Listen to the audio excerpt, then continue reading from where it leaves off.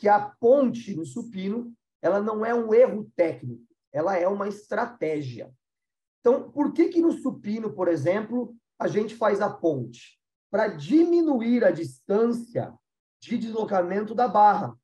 Então, se eu começar o supino, por exemplo, com as minhas costas toda encostada, tá? Como muita gente aí que trabalha com, né, com discopatias, com lombalgias, né? Como o pessoal da fisioterapia ou da reabilitação mais trabalha, eles buscam deixar a coluna mais estável. E eles acreditam que a estabilidade está associada à coluna tóraco-lombar estar repousando sobre o banco. Esse é um erro interpretativo muito sério. Por quê? Quando eu repouso toda a minha coluna lombotorácica no banco, eu não estou estabilizando o movimento. Eu estou até, de certa forma, instabilizando o movimento. E por que há, nessa condição, algum grau de instabilidade? Se eu repousar toda a minha coluna lombotorácica, tá? Eu acabo por colocar tudo em neutro e perder algum grau de lordose, que é importante para a estabilidade de toda a cintura escapular, que é onde está a maior base de apoio para você executar o supino. Então, eu costumo dizer, o teu cliente tem uma lombalgia, por exemplo, né? Você que é personal e tem lá um cliente que tem um desconforto no lombar na hora de fazer supino, e você tenta fazer ele repousar toda a coluna, não faça isso. O que eu vou sugerir que você faça numa situação dessa? Que você coloque o step aqui embaixo, tá? E suba os pés do cliente. Se ele subir os pés, se você subir os pés do cliente, o ângulo de lordose ele diminui, tá? Ele diminui, porém, ele possibilita ainda que eu faça a adução das minhas escápulas e, algumas vezes, até a depressão delas, que é o que eu preciso fazer na hora de executar um supino estável. Então, eu consigo estabilizar o supino simplesmente dando uma base de apoio aos pés melhor. Olha que ajuste simples, né? Ah, professor, mas numa condição dessa, eu ainda tenho lordose presente. Claro que tem. Essa é uma curvatura anatômica natural. O que você não pode é tirar a lordose deste praticante. No caso do praticante que vai competir, eu não estou preocupado com a saúde da lombar dele. Eu estou preocupado com o desempenho dele.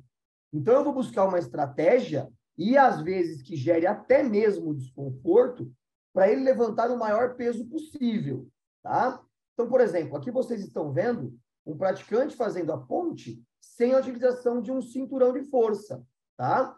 Mas em competição de supino, é muito comum vocês encontrarem vários praticantes executando o supino com o cinturão de força. Por que o praticante está colocando o cinturão de força? Para diminuir o desconforto que pode aparecer na hora que ele faz a ponte. É só por isso, tá? Mas vai diminuir todo o estresse na coluna pela simples utilização do cinturão de força no supino? Não. Mas o relato do praticante é que o desconforto diminui. Pois bem, então é um caso a menos. Professor, eu posso fortalecer todo o core do praticante, o core posterior, o core profundo, o core anterior? Claro que eu posso. Eu não só posso, como eu devo fazer isso, se houver a necessidade, tá? Então, é o que eu falo, você deve treinar o indivíduo para dar a ele condição de render o máximo que ele pode dentro do exercício, tá? Então, essa aqui, teoricamente, seria a melhor postura para um praticante de supino quando ele busca levantar o maior peso possível, tá? Então, é natural para o atleta, fazer uma lordose muito mais abrangente, uma amplitude de lordose maior do que o normal, tá? E vocês, para aqueles que estiveram lá na prática, vocês viram eu executando, né, o supino de competição, como eu tento compactar o máximo que eu posso o movimento. Uma outra coisa importante, quando a gente treina supino visando levantar grandes pesos. Existe uma coisa no treinamento chamado de foco interno e foco externo, tá? Quando um bodybuilder vai treinar o supino, tá? seja ele o supino com barra, o supino com halteres, ou o supino numa máquina, o que ele busca fazer é aumentar o foco interno. O que é isso? Ele não está tão preocupado com a quantidade de peso que tem na barra. Ele está preocupado em executar o movimento e direcionar para o peitoral o máximo da tensão dele. Então, ele quer proporcionar o maior inchaço possível. Então, ele tenta fazer isso. Nem sempre eles conseguem no supino.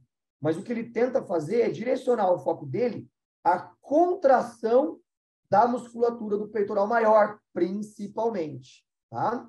Porém, quando ele faz isso, ele acaba movimentando também a cintura escapular. Por isso que é tão comum a gente ver praticantes de bodybuilding fazendo supino contínua das escápulas. Justamente porque ele está buscando contrair o peito, e aí ele acredita que trazendo os ombros mais para frente, através de uma abdução de escápulas, ele consegue contrair mais o peitoral dele. Então, ele busca o foco interno. Mas dá também para buscar o foco interno fazendo o supino como deve ser feito. Então, hoje, existe um consenso entre os praticantes mais avançados e os técnicos de que o bom supino é aquele que você faz sem a movimentação das escápulas. O bom supino é aquele que você faz em duas posições. Ou supino com escápulas em neutro, ou supino com as escápulas aduzidas. Tá? O supino com as escápulas em neutro, eu nem cheguei a mostrar para vocês na prática. Mas é quando não há movimentação das escápulas. Tá? Existe uma movimentação, tá, do braço, porém sem ficar movimentando as escápulas para frente e para trás. E, nesse caso, existe sim a necessidade de um foco interno imenso. Porém, se você colocar muito peso na barra, essa posição neutra ela acaba se modificando. É muito fácil de sair na posição neutra de escápulas, caso você ponha muito peso na barra, tá? Que daí você vai querer projetar a barra para frente, as escápulas para frente, ou projetar as escápulas para trás. Beleza? Agora, a posição de adução de escápulas é aquela que, no meu modo de pensar, tá? E naquela que eu, na minha prática, ao longo dos últimos 20 e poucos anos, creio e acredito e prescrevo como sendo a melhor técnica para executar um bom supino, até mesmo pensando no foco interno. Então, como é que você faz isso? Você projeta os ombros contra o banco, tá? Então, você une os dois ossos das costas, as duas grandes escápulas, então você, né, traz as escápulas para trás, empurra essas escápulas contra o banco e deprime essas escápulas. Quando você aduz e deprime, automaticamente há uma rotação interna, tá, do seu cotovelo e uma rotação externa do seu húmero. Nessa situação, o seu braço ele acaba ficando mais próximo do seu tronco. E o deslocamento da barra ele deixa de ser linear para ser angular. Então, o movimento de supino que busca mais estabilidade, ele não é um supino linear. Ele não sobe e desce na mesma... não existe um movimento reto de descida e subida da barra.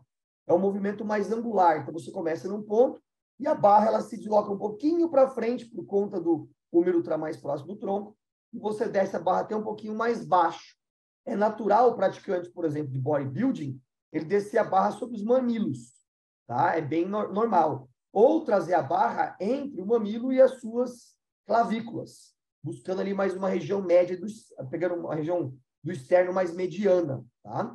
Agora, quando você faz esse movimento de adução das escápulas e depressão, você desce a barra mais baixo, que é justamente onde vocês podem ver esse atleta executando o supino. Eu já desceria a barra aqui sem nem mesmo precisar fazer a ponte. E por que eu faço a ponte nessa situação? A ponte é o próximo passo. Só que esse passo eu só sugiro realmente para quem for competir em supino. Para quem não for competir em supino, não tem por que direcionar a técnica para a ponte, tá? Então, um atleta de supino faz a ponte por quê? Porque ele quer diminuir a distância da barra, tá? Então, quando eu faço a ponte, eu subo o ponto de toque da barra. Perceba que o tronco do atleta vai lá para cima, tá? Então, o deslocamento da barra acaba sendo bem menor do que se esse ponto de toque vier para baixo. O atleta, então, ele busca uma vantagem na sua performance. tá? É por isso que se faz a ponte, beleza? Além disso, eu falei aqui do foco interno para o peitoral. O atleta, ele não está interessado em foco interno. O atleta que busca performance no supino e não hipertrofia muscular. Ele busca levantar uma quantidade maior do peso. E é por isso que ele faz a ponte. Então, o foco do atleta de supino não é pôr o peitoral para excitar mais ou menos. O foco do atleta de supino é levantar muito mais peso do que normalmente ele conseguiria numa técnica mais tradicional. Esse é o foco. Então, o foco dele é externo. O foco dele é sobre o peso. É levantar mais peso.